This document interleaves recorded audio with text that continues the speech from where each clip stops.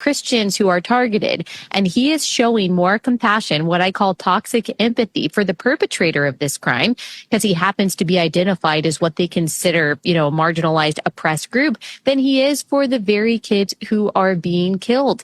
Yes, the specific mental derangement that a killer has is absolutely relevant to the conversation when we're talking about stopping crime, especially when we see a pattern. If we see a pattern of any kind of person that is targeting another kind of person, in this case, a so-called trans person targeting Christian kids, then I think a smart person might ask, why does this keep happening and how can we stop it? One way to stop it is stop calling a man she, because you are perpetuating the very delusion that is driving this kind of evil ideology that ends itself in chaos and death.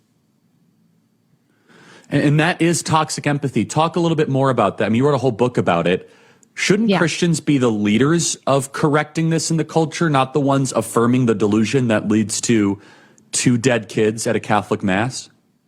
Yes, empathy becomes toxic when it leads you to do three things: affirm sin, validate lies, or support destructive policy. Empathy by itself, neutral, could lead you towards kindness, but it can also lead you towards cruelty if it is leading you to affirm and validate and support things that are destructive and evil and sinful.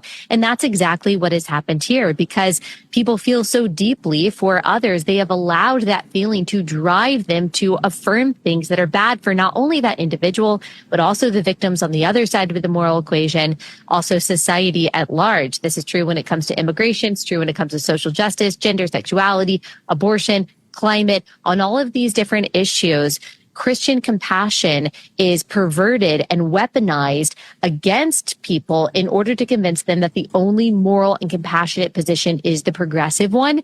But love and empathy are not synonymous. Love, as we read in 1 Corinthians 13:6, is interwoven with the truth. So you can't have true love without, which means that Christians are called to something much better and deeper than toxic empathy.